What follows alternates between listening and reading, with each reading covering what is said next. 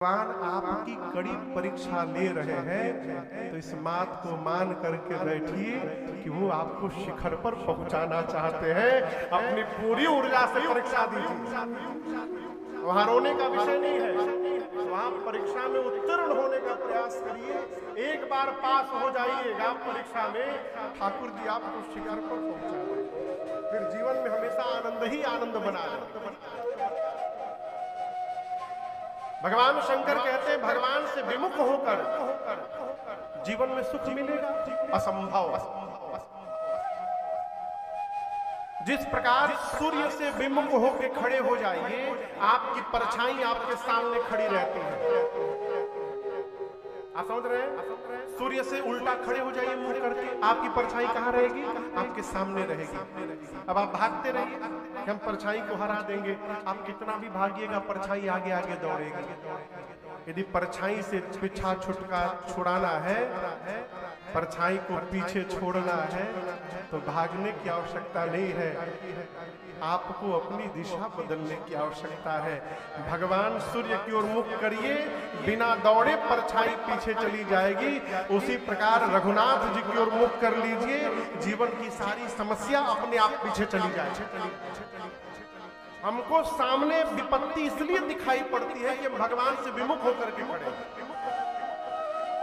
ठाकुर जी तो आनंद है, जहां भगवान दिखाई पड़ जाए वहां केवल आनंद की वर्षा होती है।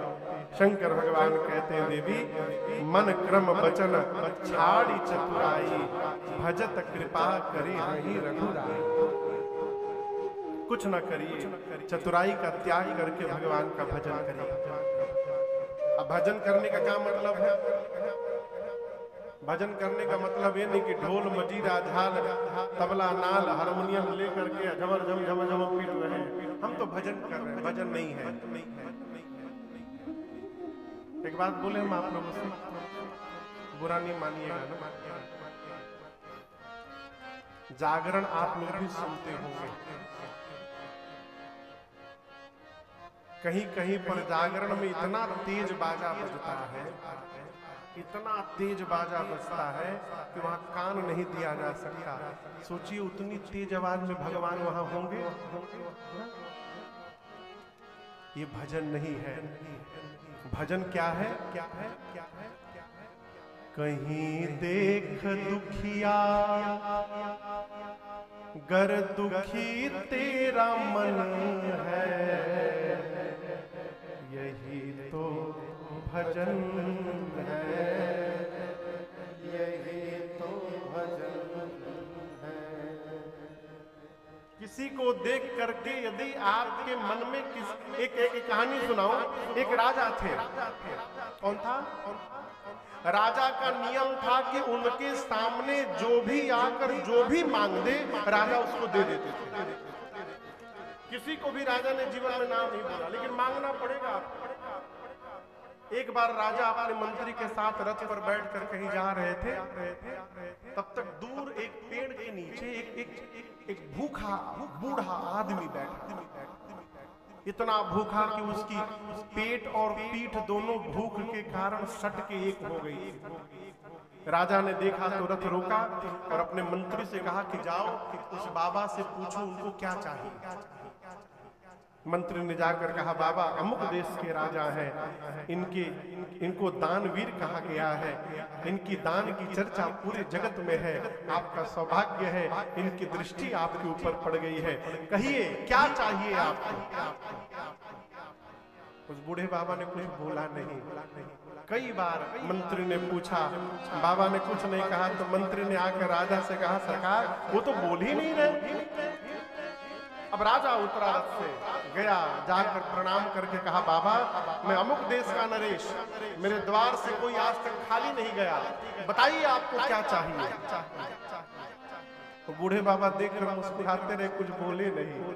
जब 3-4 बार राजा ने पूछा तो बाबा ने कहा, मैं क्या बोलूं तुमसे, मुझे देखने के बाद भी यदि तुमको पता नहीं चल पा रहा है कि मुझे क्या चाहिए, तो मैं तुमसे क्या बोलने जाऊंगा, मुझे कुछ नहीं चाहिए। ये कथा कहती है बोलने के बाद यदि आप दया कर रहे हैं, ये दया नहीं है। जी आप चल रहे हैं और यदि राम जी तो कहते हैं कि परहित बस जिनके मन माही। परहित, परहित समझ में आ रहा है? परहित मने पर का हित करना। कि पर कौन है? पर भतीजा, भगीना, फूफा, मौसा, मामा, चाचा, इन सब का हित करिए। मेरे सामने की घटना है, अयोध्या में मैं महाराज श्री के साथ बैठा था। एक माई आई चाचा जी, 10 साल पहले की बात है। बोली सरकार आपकी कथा सुनकर जीवन में बड़ा बदलाव हुआ, अब मैं भी परसों परहित करके आई। महाराज जी बोले का की तुम परसों परहित? बोली महाराज एक वॉशिंग मशीन खरीद के बेटी को लेकर के आई। महाराज जी बोले तुम इसको भी परहित में गिर करके बैठी हो? पर कौन? जो न आपको जाने, जिसको न आप जाने, जिससे आपका कोई संबंध नहीं है, ऐसे किसी जीव का यदि आप हित कर रहे हैं, इसका नाम है परहित। और राम जी कहते हैं परहित बस जिनके मन तिनका जग दुर्लभ कछु नाहि।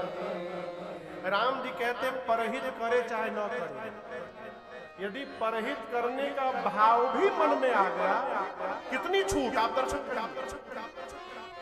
परहित करिए चाहे मत करिए, परहित करने का भाव भी यदि मन में जग गया, राम जी कहते हैं उस मनुष्य के लिए संसार में कुछ भी दुर्लभ नहीं है, वो कुछ भी प्राप्त कर सकता है।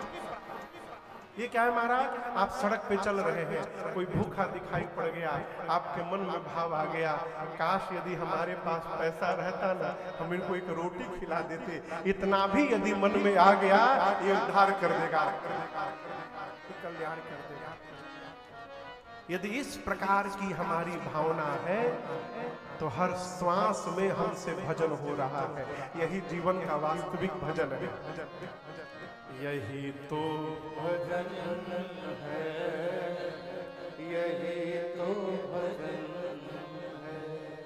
एक दिन माँ कौशल्या ने राम जी को सुंदर स्नान करके सजाया है, पालने में सुलाया है मैया ने, और उसके बाद अपने कुल के इष्ट भगवान श्री रंगनाथ की पूजा करने के लिए माँ स्वयं स्नान करके मैया कुछ पकवान बनाई और जाकर मैया ने मंदिर में भोग लगाया ठाकुर जी को। भोग लगाते समय देखना नहीं चाहिए। बात तो बहुत कड़वी है। कहा यहाँ तक गया है कि जब हम भोजन करें तो उस समय केवल एक व्यक्ति को बगल में बैठने का अधिकार है, केवल एक व्यक्ति को। जानते हैं कौन? जन्म देने वाली माँ। बस माँ ही है जिसकी नजर नहीं लगती संतान को, बाकी किसी की भी नजर लग सकती है। इसलिए भोजन करते समय पट बंद कर देना चाहते। मैया ने पट बंद किया मंदिर का, उसके बाद जैसे पट खोला तो क्या देखती है, जिन्हें राम जी को पालने में सुला कर आई थी वो राम जी मंदिर में भोग पा रहे हैं। दौड़ कर देखी तो पालने में सोए भी थे, मंदिर में भोग भी लगा रहे हैं। यहाँ उहाँ दुई बालक देखा, मति भ्रम मोर की माँ की मति चकरा गई। भगवान ने यहाँ पर विराट रूप में माँ को दूसरी बार दर्शन दिया है। मैया ने भगवान के शरीर के भीतर देखा। अग्नि चतुरानन बहुगिर सरित सिंधु महिकानन, बहुगिर सरित सिंधु महिकानन, काल कर्म गुण ज्ञान स्वभावो, काल कर्म गुण ज्ञान स्वभावो, सो देखा जो सुना न कावो, सो देखा जो सुना न कावो, देखी माया सब विधि गाढ़े, माया सब विधि गाढ़े, और अति सभीत चोरे कर खाए,